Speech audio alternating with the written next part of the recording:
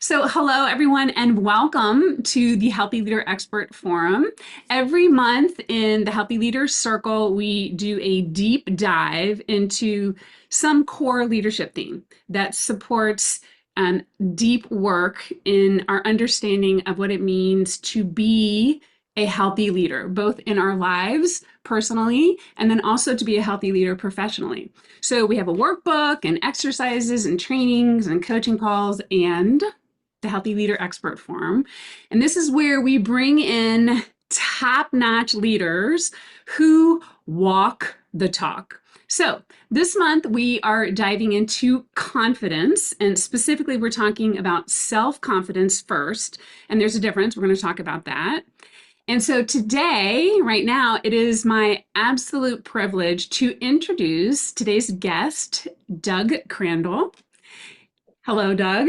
Hi, Tracy. Thanks for having me. Absolutely. I'm going to do a little bio here for you. It took me a while to condense all of this. So I'm going to read some of this.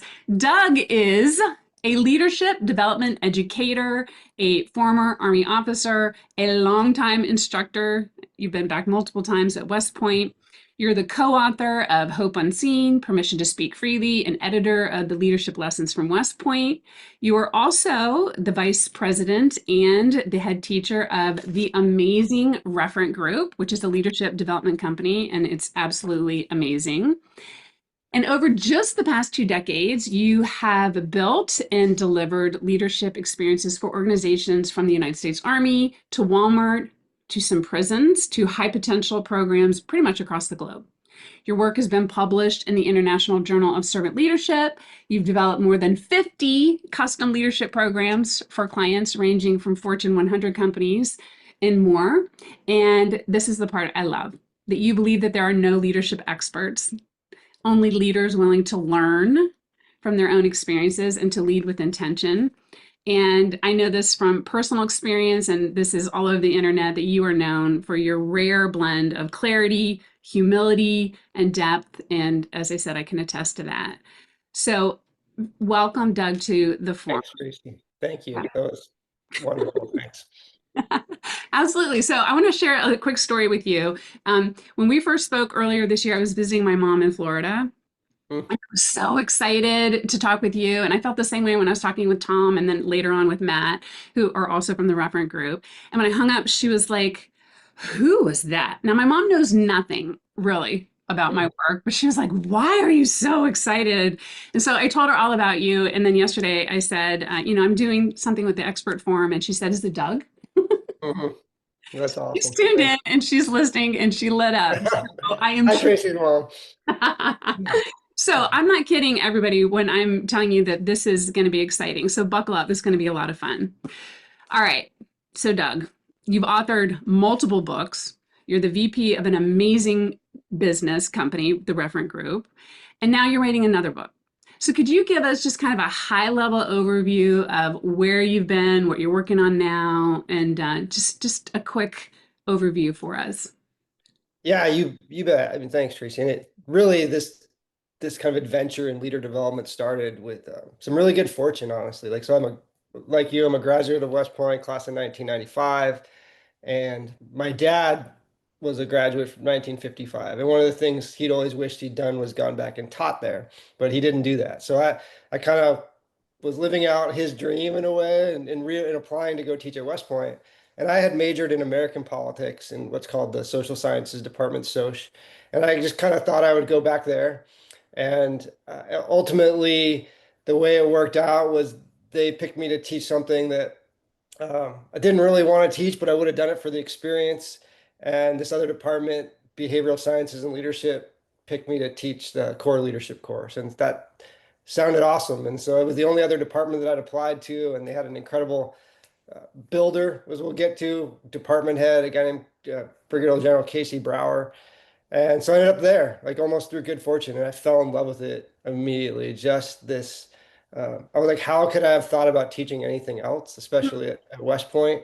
And that just kind of launched it. I mean, everything that you've said since then, the editing the book, someone like provided me that opportunity. It was given to me, just really blessed for that. And the book with Scotty Smiley came about because of West Point, and So almost everything that I've done as a result hasn't been really planned. It's just been an outgrowth of this incredible opportunity to go to West Point, to learn about leadership, to learn about yourself, and then to end up being on the other end of teaching that process. Mhm. So it's interesting, even as you tell that story, there's just even in your vernacular, blessed, fortunate, the opportunity was given to me. And anybody who's listening can tell that you clearly walk the talk in terms of your humility and your, which is Yeah. Yeah. I mean, I don't know how you do like you go through enough of life and you screw up enough stuff. I mean, honestly, and I say that with there it is again. no false humility. Like, I mean, how can you not just kind of feel um, unfortunate? Yeah, yeah, and fortunate to have got through some of the things I've screwed up too. So, Uh-huh. More humility. Okay, so you just shared on LinkedIn a really great story about a cadet when they just mm. recently graduated, so, Tyler. So I'd love it if you could share that story to start off. Thanks for asking. And if the audience doesn't mind, I love this. I love the story, so I'll keep it as short as I can. But it's great talking about Tyler. And I will start off the story actually by saying I've asked Tyler for his permission to share some of the details, and he was like absolutely. But I think that's an important point in terms of trust between Tyler and all of us and me. So Tyler was a student who was in the first my morning section, the second semester last year at West Point. So backing up a little bit, I taught at West Point from 2003 to 2008. And in 2023, saw on LinkedIn actually an opportunity. They were looking for two civilians to come back and teach for 1 year. No moving expenses, no future guaranteed employment, whatever, just come for a year. Mhm. 10 years ago, like I had this fantasy, like what if I could go back to West Point and just teach for a year? It would be unbelievable. And so, but I had this incredible job with the Refn group. My boss and one of my closest friends, Tom Husted, is a 93 grad, former Army physician, and probably the only person in the world I could have gone to and said, "Hey, Tom, you think I could take this like reverse sabbatical and maybe go teach at West Point?" So the government hiring process, I won't get into that part, but I landed. My wife and I got like a week's notice. We drove across the country from Seattle, Washington in our Honda Pilot. And in the academic year 2023-24, I taught the core leadership course again at West Point as a civilian. And it was unbelievable. It was beyond my wow. I mean, the fantasy I had. Like it was incredible. And so the second semester, first class, there's this young man in our class named Tyler. And I learned later that Tyler's mom had died just on November 30th, so just about a month before he landed in that class. Uh, Important parts of Tyler's journey, he went to the United States Military Academy prep school because he wasn't quite, if you will, smart enough to get in. He was an athlete, a football kicker, and needed to improve some of his grades and different things. So he spent a year there, and that's an important backdrop to Tyler.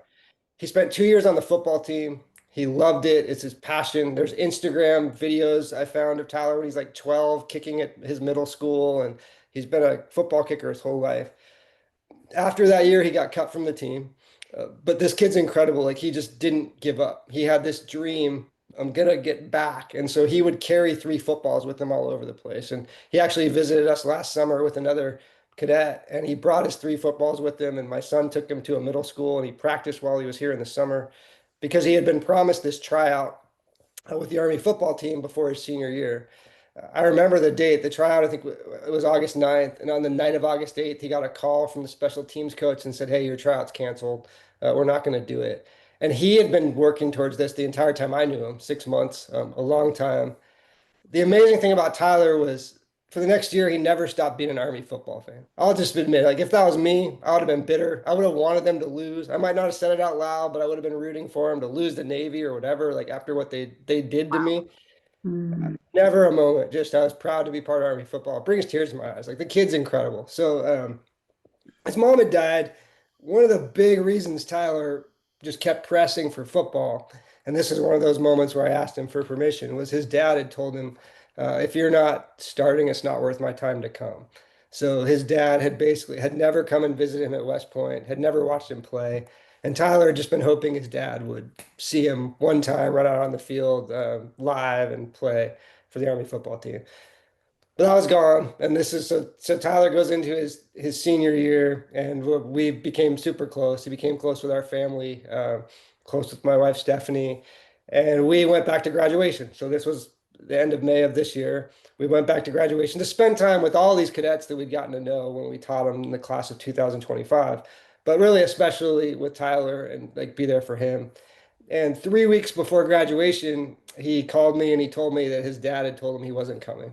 So his dad was not coming to his graduation. Tyler wasn't going to have his mom or his dad there. He had three close friends growing up, from growing up, Paxton, Payne, and Will, who were all going to come. But there was a little part of me, honestly, because Tyler's so positive, that I was like, are these guys really going to show up? I mean, 22-year-olds are going to make the trip from Tennessee to be Mhm. at his West Point graduation. But they did. And his half sister came and his twin brother came. So he had people there, but there was still, you could feel this hole, I mean, it was present. So we flew out. We were staying with some great friends at their huge house, Colonel's house at West Point. If you've ever been there, they're just sort of majestic. They're old. They're really cool, overlooking the Hudson River. We stayed there with like 20 other people. This family is incredibly gracious. They're awesome, the Gash family, and they hosted us all, and we had arrived on Wednesday. Thursday night, we're sitting in their family room, their TV room, with Tyler, his friends, his siblings, a couple other cadets, my son Timmy, and Tyler's dream. And I say this to emphasize, like he had this, the one thing I want out of this week is I want all these people in my life to go for a Friday morning run. So 5:20 a.m. that next morning, we were all supposed to get up and go on a 3-mile run with Tyler.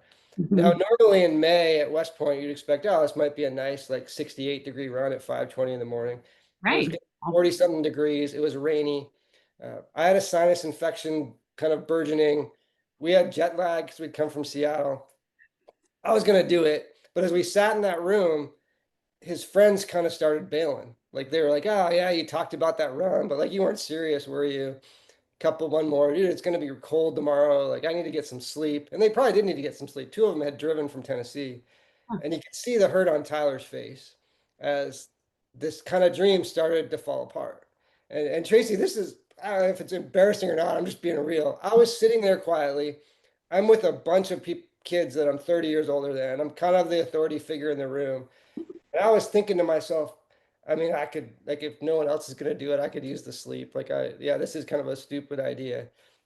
Out of the corner of my eye, seeing Tyler's hurt, but being like just selfish. Like, I mean, just, I don't want to get up. I didn't want to get up. It was going to be 2:20 Seattle time, right? Right. So if no one else is going to do it, yeah, I mean, good. Then they're saving me from doing it too. And right as I'm thinking that, out of the corner, I can remember where he was sitting. His friend Will just quietly says, "I'll be there, bro." It just silenced the room. It's funny. My son Timmy is 22 years old, knows what I do, and he was there. And he told me later, Dad, as soon as Will said that, I knew you were going to be telling this story forever. Like there was just something about the moment. He was just, I'll be there, bro. He didn't say anything else. He didn't say like, we all need to be there. Come on. He didn't implore anybody else. It was just, I'll be there. And then the next morning, every one of us were there, and we did this 3-mile run in the Hmm. rain with like four of Tyler's friends from West Point, all his friends from Tennessee, and my wife and I and Timmy. It was just such an incredible moment. I hope I described it like it's so simple but so amazing to me. That's extremely powerful. I have to say, I have chills, a little bit of tears in my eyes as well. And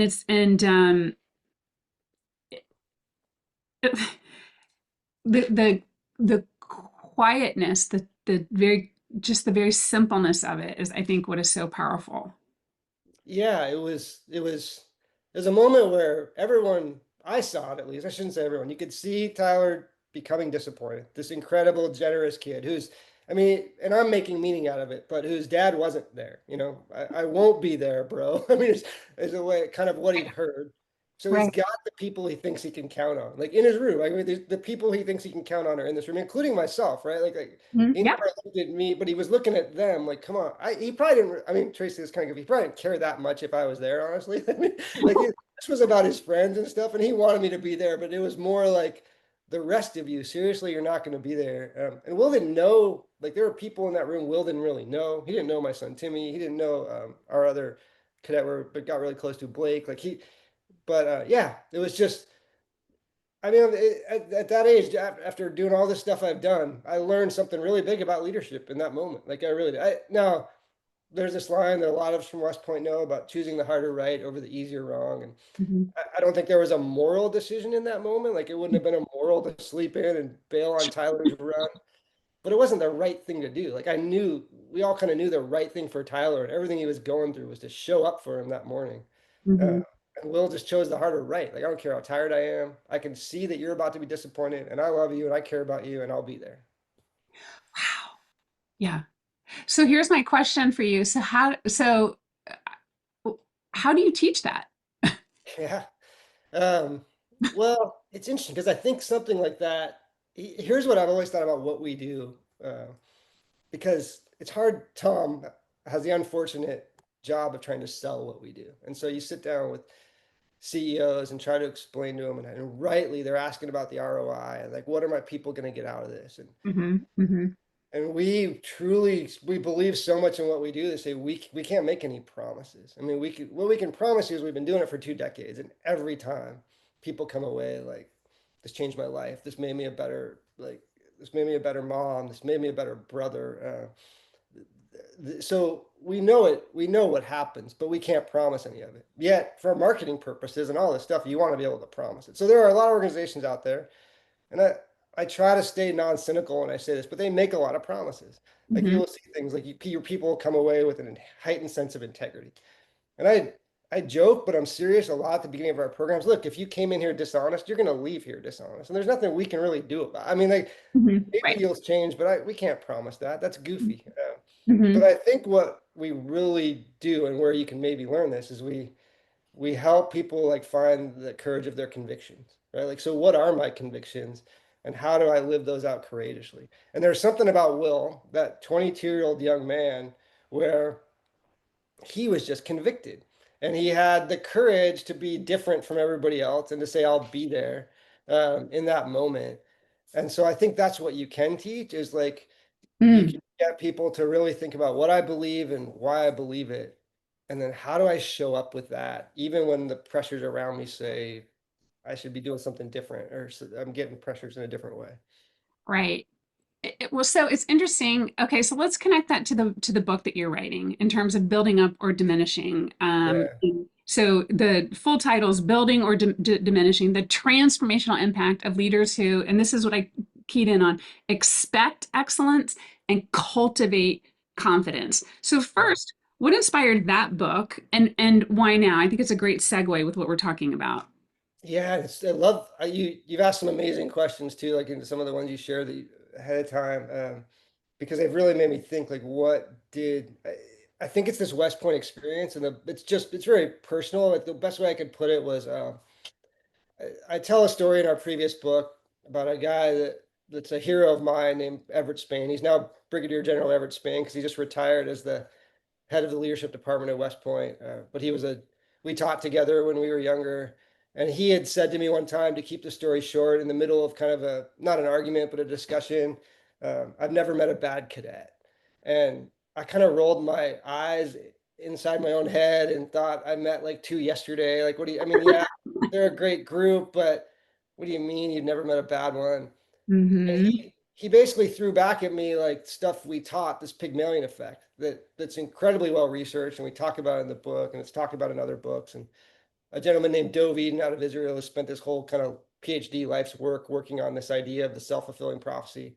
Mm-hmm. But we really do, as leaders, get what we expect. And so Everett was saying, well, we expect them to be bad. We expect them to be cynical and to ask goofy questions and to fall asleep, and that's what we get.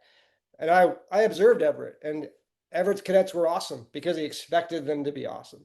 And that was in 2003. That was the fall of 2003. And I actually made a conscious decision. I'm going to try to never meet a bad cadet. And I further on, I took that to like the medium security prison. And so it became a habit. Like, yeah, I had to grow it into a habit. But here's Tracy, where this idea came from. I had this incredible opportunity to know what I was like in like 2007 in this work in progress on never meeting a bad cadet. And then to go back to the same exact spot in 2023, except now I wasn't uncle or dad teacher. I was like grandpa teacher. Like I am a grandpa now. And I just, whatever, you gain wisdom as you get older and you know what you believe and why you believe it. And it was my goal in this whole year teaching cadets like Tyler and Blake and Sage and these others to never say a thing in class. And this really is my goal as a teacher too. It's kind of a teaching thing. Never say anything that diminishes somebody, like just that makes them feel less or makes them feel not valued. Just Tom and I have described it as just less or more. You're making people feel more or less. And in that, like recognizing, looking at who I was in 2023 and 24, it had become part of who I was, at least in that context. Like I'm not going to say that I I'm get it. amazing all the time with like my kids or my wife or whatever, or in this, but in that context of teaching cadets at West Point, I would say I batted like 99.7%. I said a couple things that made a cadets wince, and I apologize. Like, hey, that joke wasn't funny. Like, I'm sorry. Yep. But that's kind of where it came from, is seeing this difference and this belief now in the power of just building others and how we can get there through transforming ourselves, if you will. Well, okay, so many pieces, so many golden nuggets in what you just said. And there's a couple. The first thing that I was thinking about is also in your other book, you talk about unconditional positive regard. Yeah.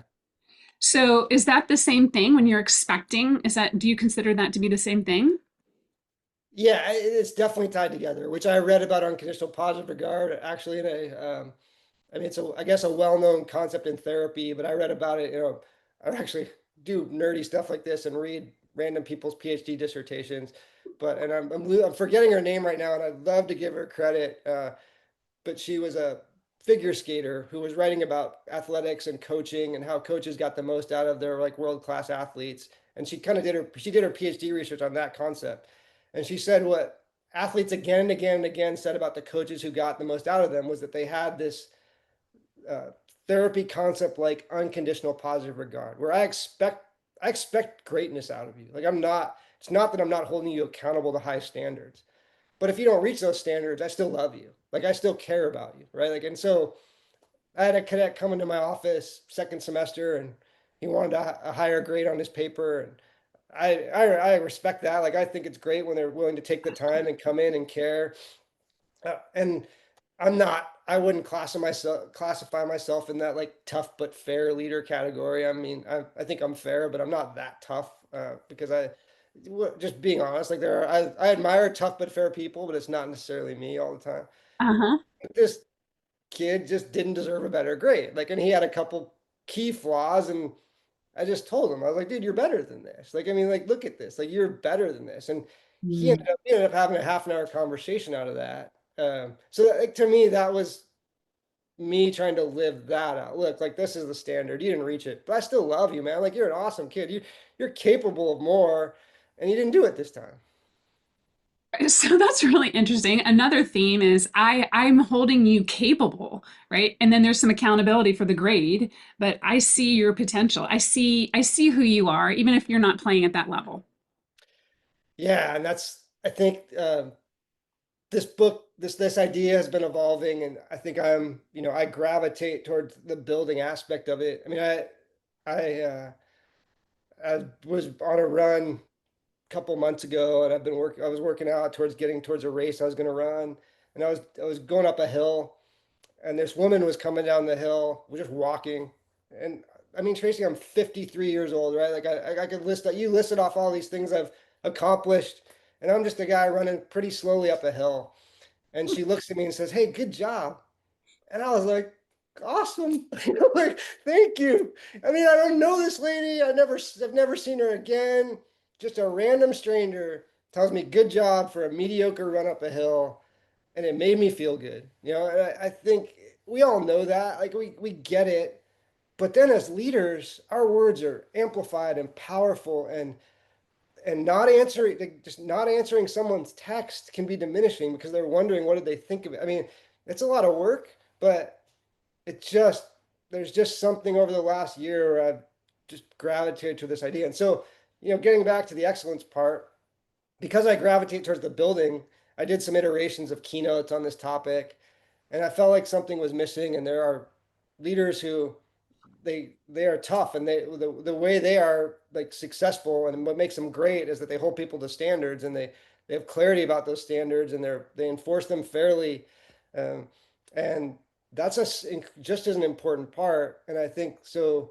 The expecting excellence came in after the building people to feel more valuable, and I think it's a fantastic combination. I really don't see how you go wrong if you're holding people accountable to excellent standards, expecting a lot, using that Pygmalion effect, and then building them up in the process.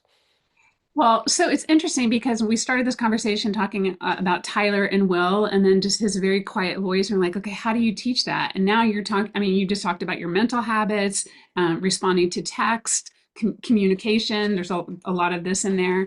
So, in addition to that, let me bring into your framework that you so graciously shared when there's, of course, the builder, and then the diminisher, and then there's the driver and the cheerleader. So, can you speak to that framework a little bit for everyone? And because I thought it was beautiful, and it also talks about expectations and other things as well.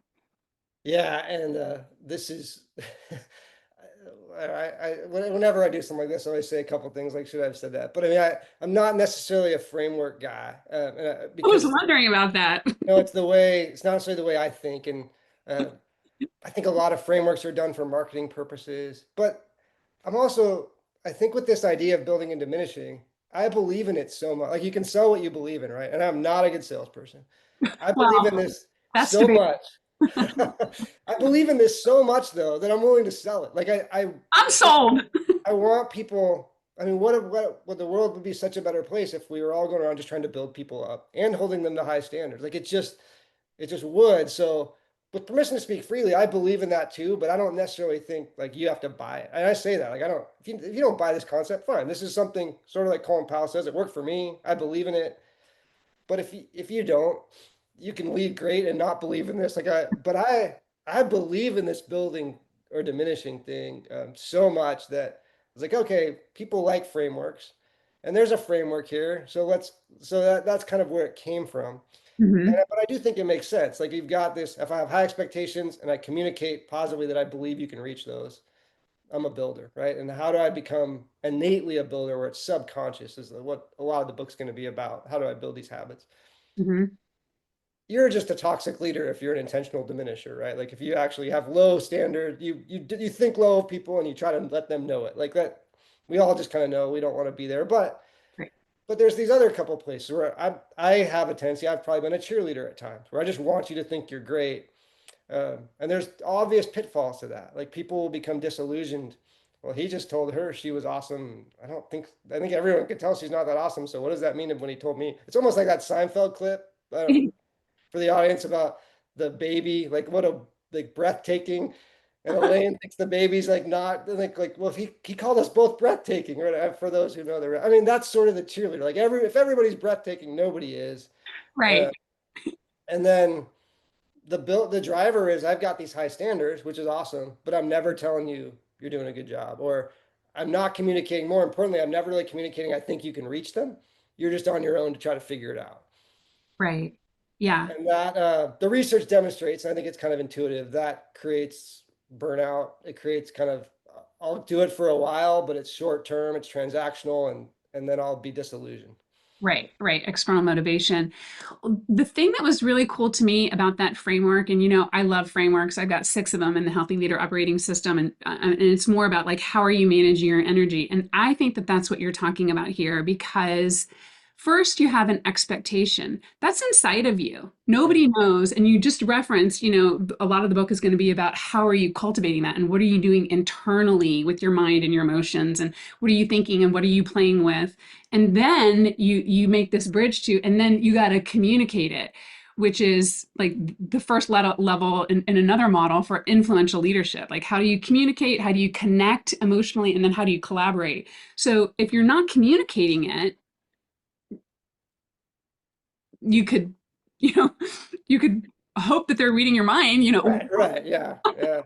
I think, I mean, I'll use it. The intent of the book is not necessarily to make it a spiritual book, but for me, as I look through this, a verse in the Bible that just shouts this for anybody practically is the mouth speaks what the heart is full of.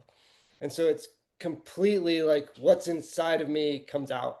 And you can't, and there's research as well, in some of the stuff I've been reading that they intuit how we feel about them. Like they know whether we have unconditional positive regard or we don't like them. I saw something on LinkedIn yesterday, and I didn't want to get in a LinkedIn discussion, but it was kind of a snarky comment about like on a friend's posts about like, well, leaders don't have to be liked, and you hear that a lot, and that you could get Mhm. into that. But there's a debate to say the people you lead have to feel liked by you. And liked might be the right word, but they can tell whether you like them or not, or or we find them annoying, or we think they suck. I mean, it's like they What you expect from them, right? yeah, they can just intuit it, right? So like I think most people, to your point, but we don't want to leave them guessing. So we want them to believe we think they're great, but I don't think people will believe that we think they're great unless we really think they're great. And so Right. that's where it gets tricky, right? I've spent 20 years trying to believe people are great. Like I really have, based on Everett telling me I've never met a bad cadet. And I like myself way more than I did 20 years ago, honestly, because I think people are great now. And I've worked myself into that habit, if you will. That is an amazing habit. I love the quote that you just gave. And so here's what's really interesting, and the thing that I'm really excited about in terms of what does healthy actually mean. And oftentimes we think, oh, it's physically healthy. How are you physically healthy? And then we talk about emotional health and maybe even how you're communicating as a leader. So the interesting part for me is that often I'm working with leaders who know how to behave. They may have even taken a communication course, or they may listen to this and say, oh, then I'm only going to say positive things.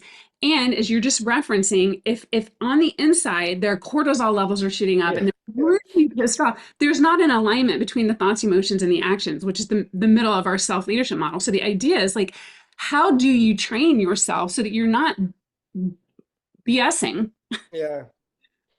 And all I can say is from my experience, you can. It's a lot of work. Um, but and it, people pick up on it?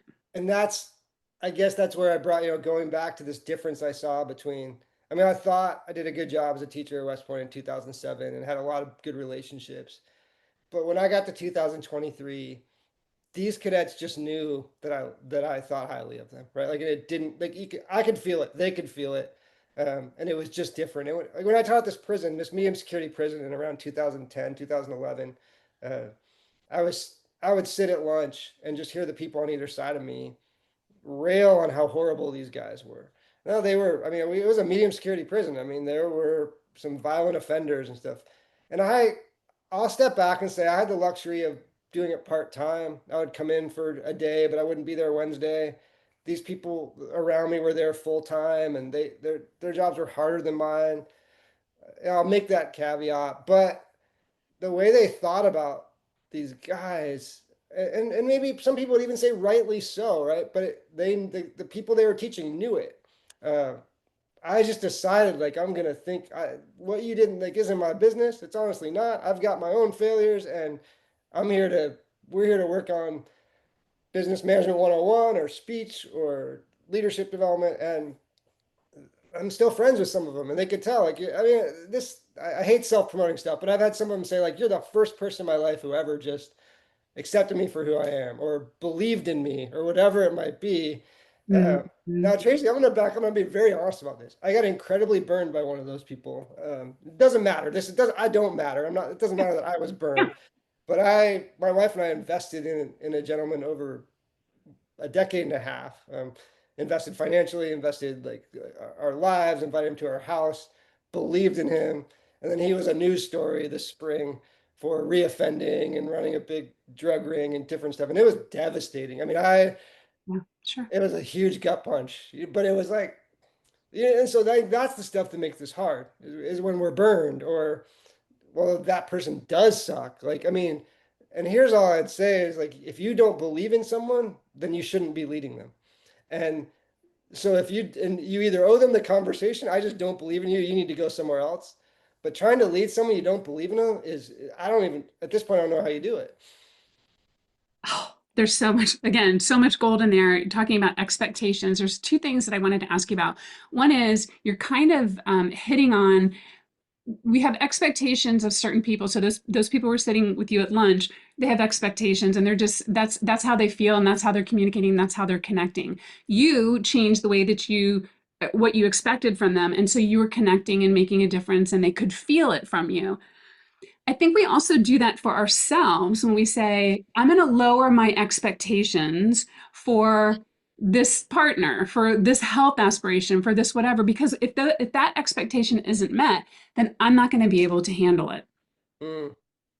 Yeah, I think 100%. And I think I would even say that this forthcoming idea of building or diminishing, a lot of it would be, if you would call it self-help stuff. I mean, things that are designed for us, the way we think about ourselves. I mean, I read a book at a time I needed to called Winning the War in Your Mind by a gentleman named Craig Groeschel that just talks about our thought patterns.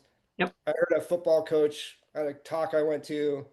He was there to talk about football, but he actually mentioned a phrase that he talks to his players like never let a negative thought complete itself in your mind. And like these things are all kind of came together for me at a time where that was about me, right? And like I've been on runs where I wanted to quit and I mean, whatever it might be, and just you're talking to yourself, no, don't quit. You did this, you can do this. I just did that last week. Um, I think all of this is stuff that starts with who we are, and then it translates to how we treat others, right? And Absolutely. that's really the translation. This is stuff that is about how we think about ourselves, and then I'm just flipping it to like as a leader, how do you do this with the people you lead as well? Yes, and the thing that's so exciting to me about that one is that you recognize that and that you're talking about that, and so is the referent group. Is that when I interviewed a couple months ago a minister from the Unity Church, and she talked about as you give, you receive, and I always thought about that as like kind of a cycle. You give and then you receive, and she was saying no, it happens like this, right? So as you think of those prisoners in a different way, you receive peace, lower cortisol, inspiration, Sure. joy, Yeah. better life. Right. Yeah. And I think now, and not I agree 100%. And then sometimes I have to hold myself accountable as a leader now to make sure I'm not doing it for the sake of that piece, if that makes sense, right? Like, and I know you weren't saying that, but I'm actually, it triggers in me something that I struggle with. Like, I do want to be liked. Like, I have no problem saying that at this point. I get leaders who say, like, but you've got to overcome that to lead effectively because you've got to hold people to standards. And there are times people aren't going to like you. And I know that very well Right. as a leader. But I'm not going to sit here and say I don't want to be liked. I mean, I do, and ultimately I'm a relationship guy, and I want to have a positive relationship with this person or that person. So for me, I just have to have this guardrail of not letting that getting in the way of holding people to standard or being fair. But Right. And the interesting thing I think about that is how do we learn how to say, okay, I still see all the potential in you, and I'm still going to give you a C plus on this paper. yeah, right. Right. And That's what you're talking about. I mean, the same cadet I was talking about earlier that came into my office and wanted a better grade. I remember where we were when he said something. I said something to Luke. Sorry, I said his name, but I said something to him about like I don't care about your grade, I just care about you.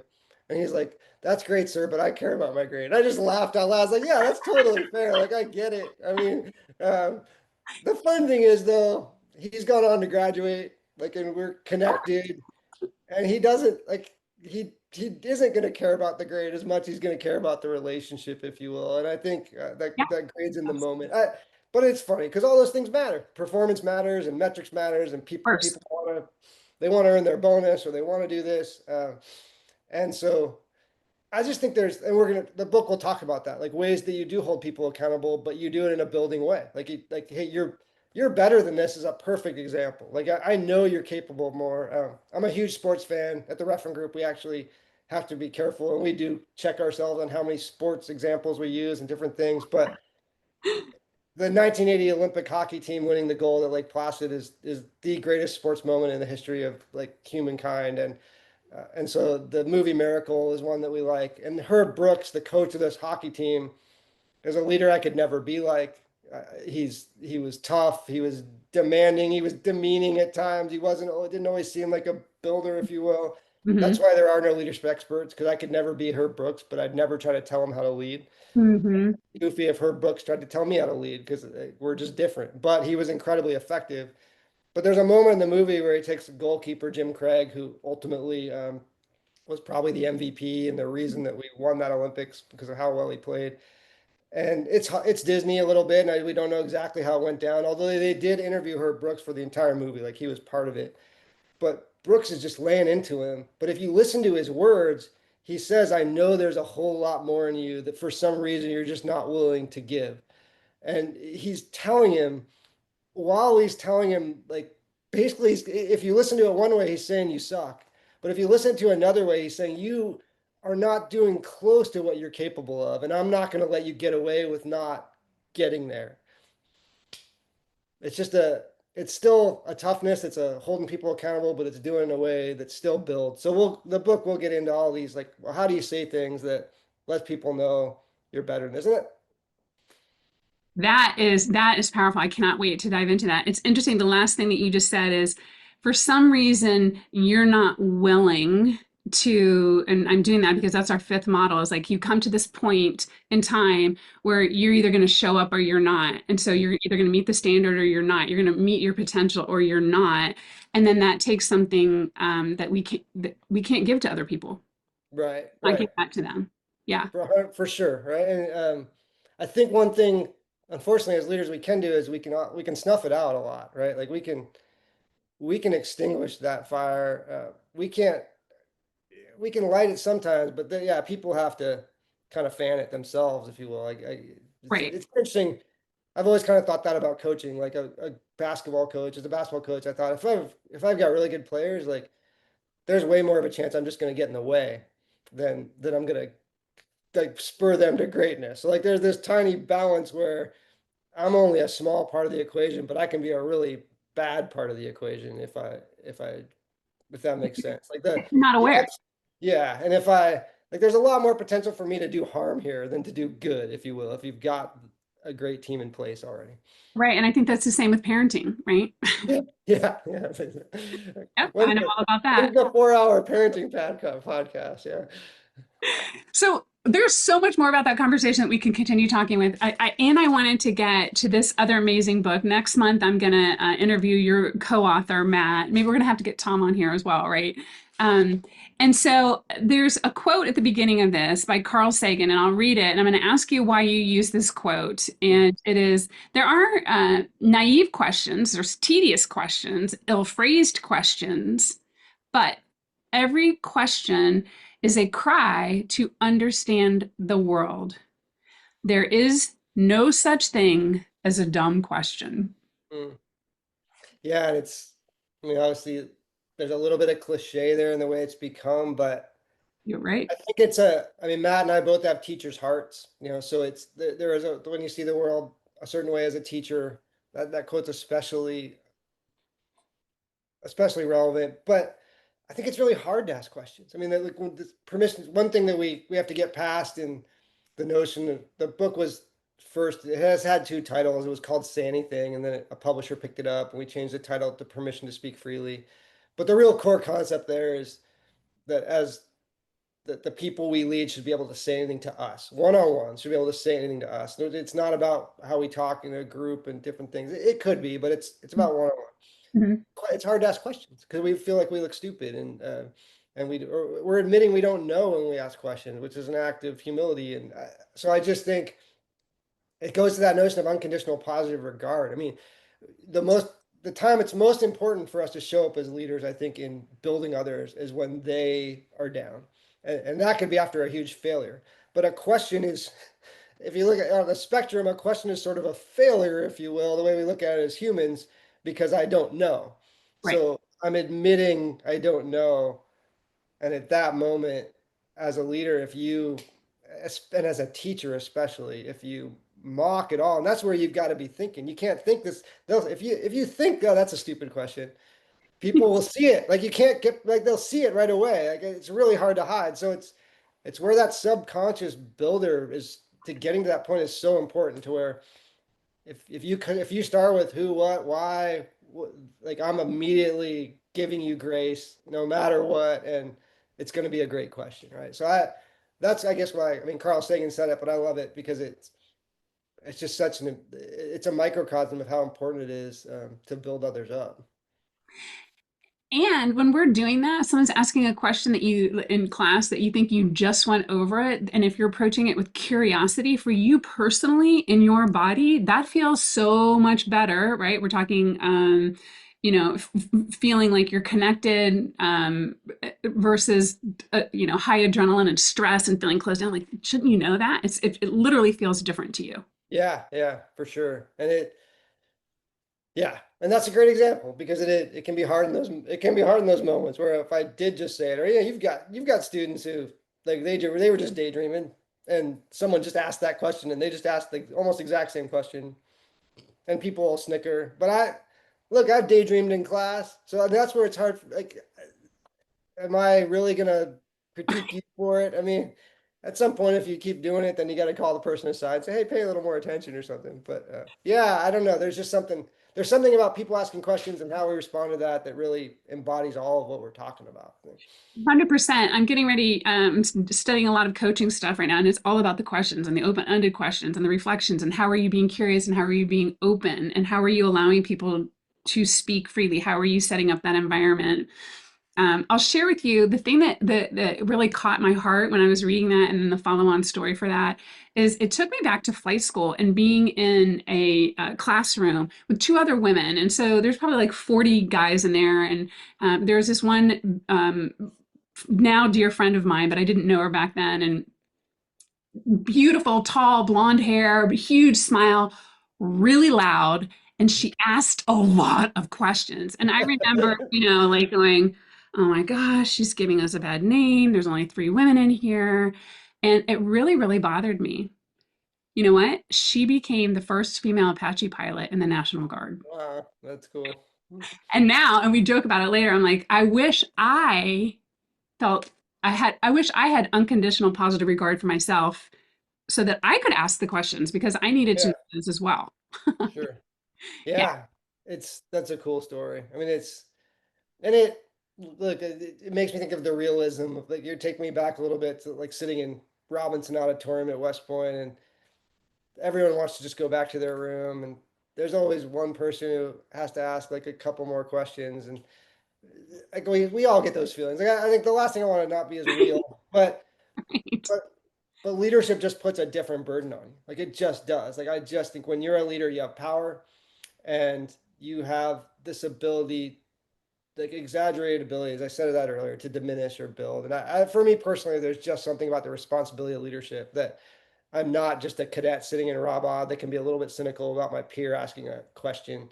I Hmm. now hold this person's sort of self-regard in my hands, and that's like something that I have to be really um, Conscious of. worthy of doing. Hmm. Yeah.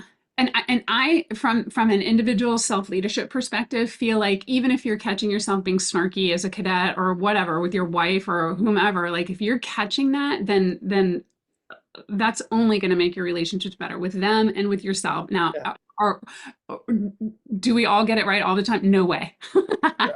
That's why I have a job and you have a job, right? yeah, yeah, Yeah.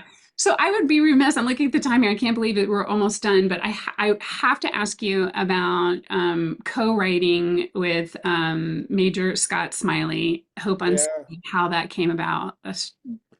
Well, as I mentioned at the outset, like a lot of the blessings have come from West Point, and we were actually doing a lesson. I was teaching the advanced version of our leadership course at the time, and had some freedom to explore new lessons. And we did one on leading times of trauma.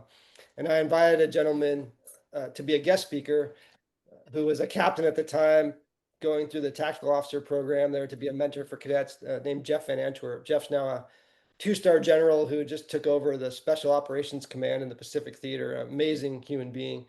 But I asked Jeff to be a guest speaker, and he said, "I'll do it, but I don't want to do it by myself. I've got this guy Scotty Smiley coming to visit, and so we'll do it together." So just this Scotty had lost his eyesight in Iraq, and Jeff had been his company commander. And I'll tell you, there were 15 cadets that got to experience that day. But it was an incredible. I still remember an incredible 55 minutes at the time. Uh, I was working for the dean at the time. I was his executive officer, General Pat Finnegan, and he came to that session and sat in the back of the room. And from there grew this idea of Scotty coming back to teach at West Point. And so I ended up being Scotty's sort of help him like get the GMAT done and apply to Duke and do these other things. And at the end of it, Scotty wrote me a note that said, "Hey, thanks for working through this with me, like and all the help you provide. I wish I would could have gotten to know you better." And we had no idea that we moved to a place called Richmond, Washington, and we moved in 10 minutes away from Scotty's parents. I had no clue. And somehow that came together, and we went and had pizza with them like the day after Christmas when Scotty and his wife Tiffany were home visiting, and he said something about like, he was telling me stories, and I said you should write a book, and he's like, oh yeah, people tell me that all the time. You should write it. So I mailed him a couple days later. I was like, dude, I've always wanted to write a book. Um, let's do it. And I was working at Amazon at the time, and like culturally, it just hadn't been an awesome fit for me. I get 7 packages a week from Amazon, and their stock price is crazy, so I'm not putting them down. But it wasn't a cultural fit for me, and so I left that job and just went to work on the book. And I mean, yeah, what an incredible blessing. It's one of the coolest things I've been able to do. And Scotty is an amazing person. It's a phenomenal book. We just gave it to my father-in-law for Father's Day. I give it to a lot of people. It's an amazing, amazing That's awesome. story. You've done an amazing job with it. Yeah, it was, and it's funny. It was another adventure in asking questions, and it really was a lot like teaching. It was helping Scotty reflect on his experiences, make meaning of them. Hmm. You know, when he went through something incredibly traumatic. He's not necessarily a processor. Like, I mean, we were completely different. I reflect on like what I had for breakfast and whether that was the right choice or whatever, right? I mean, and Scotty's just sort of like, he's super positive, he's driven, he's going. And he had to step back and think about like how, like these feelings and this, and I had a mentor named Scott Snook just tell me one time as I was going through it all, I was like, Scott, I feel a little guilty, like almost like I'm shaping Scotty's narrative, like, is that authentic? And Scott was like, oh no, it's like a gift. I mean, you're helping him make meaning of all this stuff he's been through. And it was I mean, Scott freed me to just, okay, let's That's cool. go there. Let's make meaning of this. And so yeah, that part of it was amazing as well. It was like a deep dive into what we do at the reference group, which is help people try to make meaning of their experiences. It's interesting because meaning making is, I think, like there was a story that you were telling earlier about an external circumstance, the X, and in between whatever happens, then you have a thought, and being able to extricate those two and to say, okay, this is what happened, and this is what I'm making it mean through my thoughts is a massive skill. I think you said meaning making.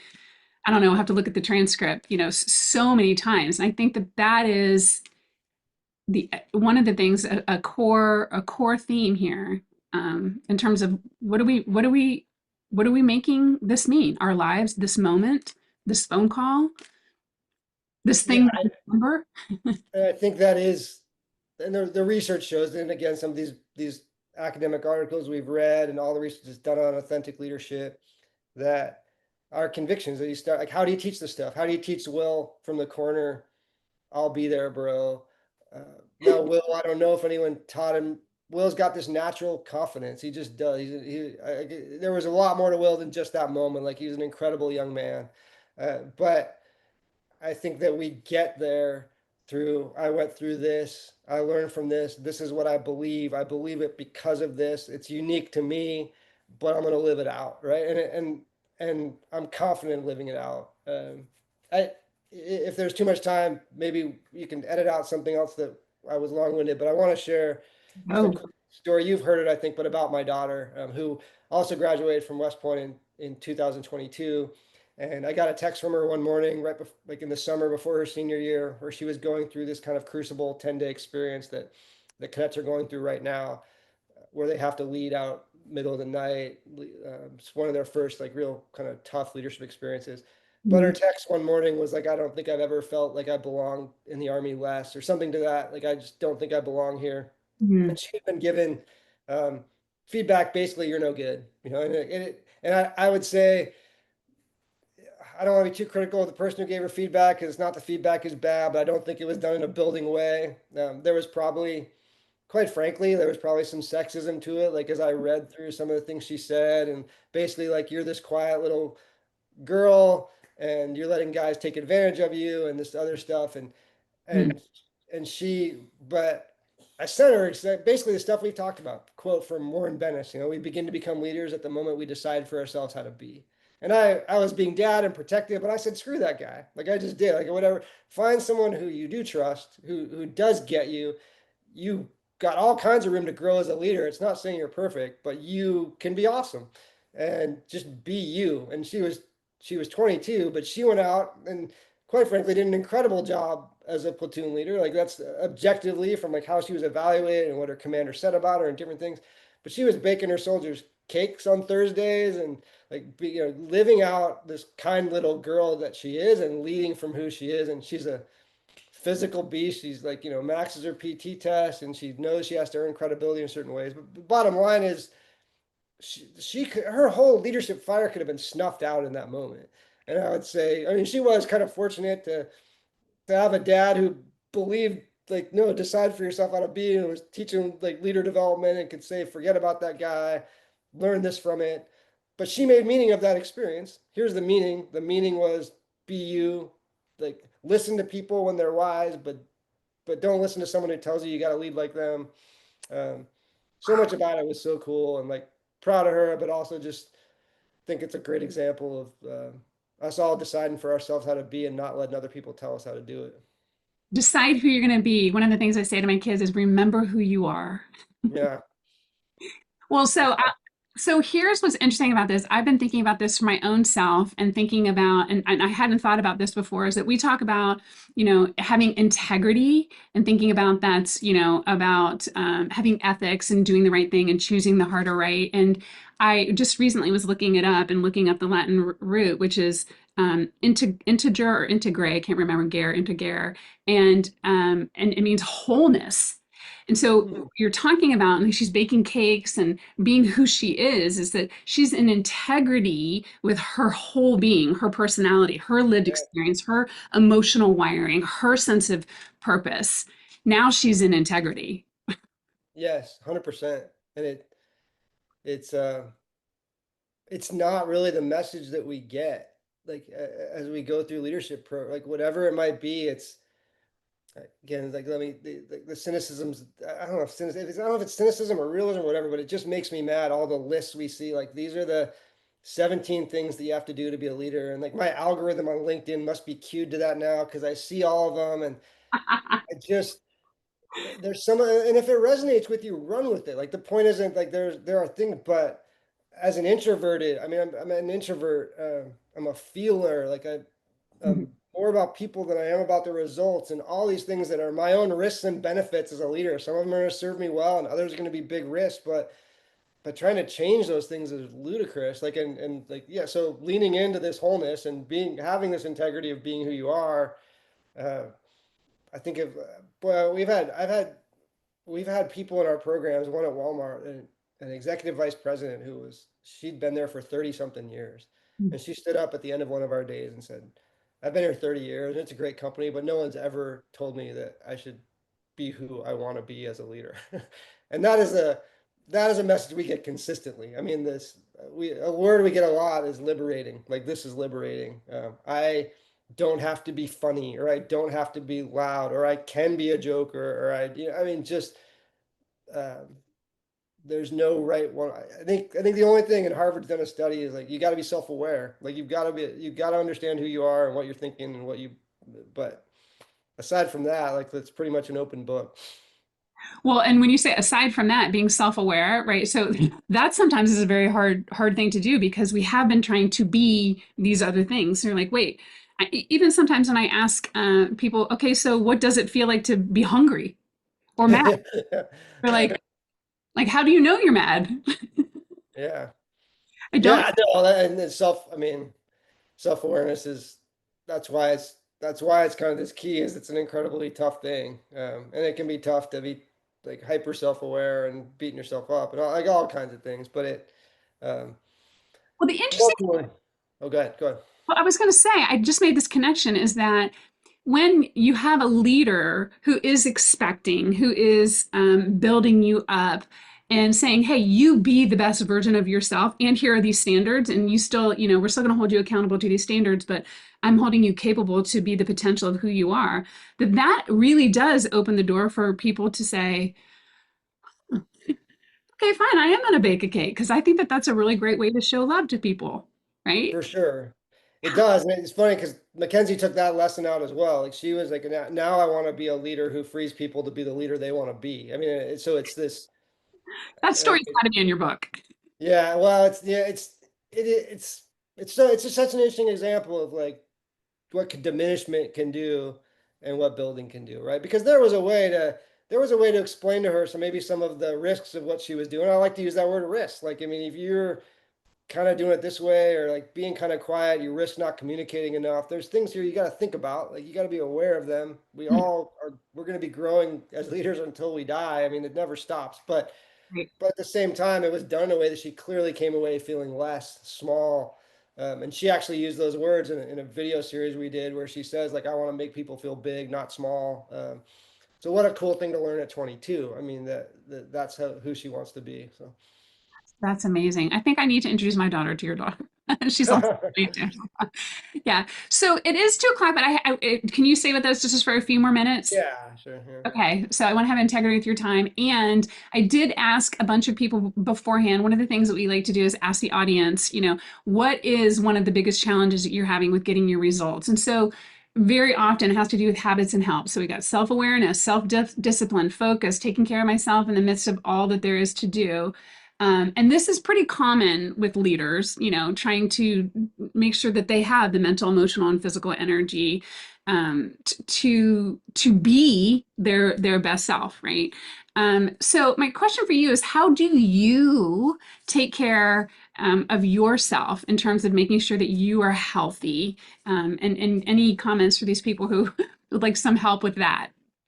Yeah, I mean, it's another thing, Tracy, where it seems like it's probably a different struggle for all of us, right? I mean, for me, I would say the biggest thing I've had to take care of is like emotional health. And I go back to that book, Winning the War in Your Mind. How how helpful that book was to me. I actually ended up giving it to multiple cadets who were struggling with a similar thing, but just kind of trying to help us control our thoughts because the thoughts led then to actions and behaviors and whatnot. So for me, that was big, but someone else it might completely be physical health, and it all comes down to I think. I mean, I'm on a journey right now where I never saw myself as a runner Mhm. for my whole life. Like I feel like I've been an athlete, played a lot of sports, but I didn't love running, uh, and got into running partly because of, as I was explaining before we started, like my dad's own health problems and his cholesterol levels and things like that, and just realizing at this point in life I need to do that. Mhm. And I found just a couple things that broke free for me. Like you can go out and run like at this zone 2 heart rate, and it doesn't have to like feel horrible, and it's great for you, right? And I don't know, there was just something like that. I was like, wow, I've never liked it because it's always just sucks to be dying out there and different things. But I can just go out and my heart rate can be, like 60%, and Yep. that's really great for me. And there was something that broke through there. So like, what is it? Like, how do we find these little things that are achievable? That was achievable for me. Uh, and then it started to feel good. And then there's a tipping point at some point, right? With all of it, right? Like with health, like there's a tipping point where emotionally I just got past and I was able to, I think learning, like I learned, and this led to this. It's led to stuff that's going to be in the book. Learning that we can control our thoughts, Mhm. which always, I don't know. I might have been skeptical of that 20 years ago. Like, oh, that kind of sounds like goofy, but Right. so true, right? Like, and that our thoughts. I was in a grad school program a few years ago during COVID. It was a sports. Just as a side, it was funny. It was a sports leadership program, but what I learned out of it was a class we took where a guy taught us like we believe our thoughts as if they're true and they're not always true. Right. Seems kind of obvious, but like that, I was like, whoa, that's amazing. Like that, like I always, yeah, the stuff I'm thinking about myself isn't necessarily true, but I'm focused on it because I'm thinking it. So Great. uh, I think those connections, like realizing that, being able to do better with those thoughts when I start to go down a rut, we'll talk about that in the book, like that we actually can shape our own neural pathways and change the way we think. That that's been really helpful for me, and so I think that's applied to the physical health too. Like just okay, now I'm seeing myself as a runner. Like I learned that recently. Like if we actually put the noun on it, like I'm not going running, I am a runner. The identity piece. Probably a bunch of stuff you've taught. I probably should have just like met you 10 years ago and I would have been a lot better off. But yeah, all that stuff has helped. So I'm probably not helping. I think it's just a tough question, but I think No, I've it's had beautiful. really tough battles that I got through. And so I know it's that this stuff does help. Yeah, and I think there were two key things that I heard you highlight. One had to do with there is a connection between how you're feeling emotionally, and then also going running. And that, we talk about it's mental, emotional, physical, and Oh yeah. we talk about it like this, but it's not really like that. It's like this, right? So so there's that piece, a connection of that. And then you also talked about the difference between potential and kinetic energy. Like I have the potential to be a runner, but until I put on my shoes and go run, a sub 15-minute mile, I don't know what you're running, right? Like then now it's kinetic energy. So just something, just starting. And then you also said identity, like who are you going to choose to be? So that was really great. And something we were talking about before we started as well. And I think this is a really important point. It goes to that idea that there's no one way to do it as well. Like you will read stuff, you read these goofy things like the most successful people in the world all do this. They all get up Get at up at 4 5 a.m. a.m. And I mean, I sleep in, I have things I like. I don't have patterns. I mean, you're asking saw something on Instagram and it probably worked for that person. Like run at the same time every day. I run at a different time every day, but I'm running 5 or 6 days a week now. I'm like, I've got to do it, but it's just not like when I stopped fighting, like who I Yeah, actually am and just leaned into stuff that I knew were healthy habits, but did it in my way. That was freeing for me. I just think trying to like take all these different things and totally. like again, that resonates with you, oh yeah, I Right. early, then keep leaning into that. But if you're trying to shift like your whole who you are to get to this goal, it's just never going to work. And it takes a lot of energy to do that. Yeah, Yeah, yeah, I love that you just said that because one of the first things, if I'm working with somebody who's trying to have more energy, or it doesn't matter, relationship, family, whatever, if they're trying to fit themselves into a mold that's not in alignment with their own strengths, and their own boundaries, then it always feels like an uphill battle until you're like, hey, it is okay for me, especially for people who are type A, right? Or West Pointers who think that if you're, I'll use the flight analogy, balls to the wall. If you're not that, then you're not working out, right? yeah, totally. Yeah. Okay. All right. So we can keep talking after. I'm going to do an official close. But before that, I know that you and the amazing referent group have a leadership conference coming up. So could you tell us a little bit about that? I think it's in September, right? In Indianapolis. Yes, let me make this September 3rd and 4th, I believe. I want to make sure I get those right. In Indianapolis at a really cool hotel. It's the Carmichael, I believe it was called, the 4th and 5th. Sorry, the 4th and 5th of September. Okay. It's low price, like it's less than $1,000 for a couple of days, which is I was going to kind say, of crazy, honestly. And I think we have done this. It's the fourth time we've done it now. We've kind of done it annually. We did a couple in Nashville. We did one in Washington State last year. Uh, and again, people come away like we don't make any promises, but we promise you will come away different. And like we pride ourselves on not telling you what that difference is going to be. We don't know, but through this process of small group discussion and hopefully great questions and we world class teaching is sort of what we want to like be about. Uh, people it might be a conversation that you have at lunch with somebody else and the reference group's got nothing to do with it other than we brought you into that conversation, right? And then you had it and you took this away. I mean, it's kind of honestly it's this moment like it wasn't a set up thing, but this moment with Will, like I'll be there, bro. Will change me forever and how presence matters and quiet leadership, and you don't have to tell other people. He wasn't telling anyone else how to be, he was just setting an example. uh, Really cool. That's the type of stuff that happens, right? Like there's just stuff that people resonate. So it's 4th and 5th in Indianapolis. The founder of the Refn Group, our CEO Tom Husted, is one of the world's best human beings, and I think that that's where what we do comes from is like his authenticity, his humility. We don't have an agenda. We're not trying to manipulate. We're not promise you 7 steps. But we do promise a great experience and a bunch of great conversations and relationships. well, if it's anything like this, just very short conversation, imagine, I know that I've taken some amazing things away from this conversation, and the connection, that you cultivate and share with your humility and honesty and authenticity. I know that Matt does that. I've spoken with Tom as well. So I cannot even imagine what it would be like to have the three of you in the room modeling what it looks like to be a leader. Oh, you're super kind. I mean, you are. I appreciate it, and you're a good builder. Thank you so much for being here. This has been just an amazing delight. We've have some comments here that everyone is delighted with who you are and how this has been. And so thank you so much, Doug, for being here. I Oh, really thanks for having me, Tracy. It's an honor. and thank all of you too for being here as well. Next month, we're going to be diving into communication and another amazing teacher speaker. Matt Kincaid will be talking about this, Doug's co-author and longtime collaborator. And I would say that today's conversation really gives us a foundation and a realization of what true leadership looks like from the inside out. And when we're confident in our own skin, then we can communicate with more presence and trust and intentionality. So thank you all for being here. Thank you again, Doug, and go forth and create an amazing day. Thanks, you guys.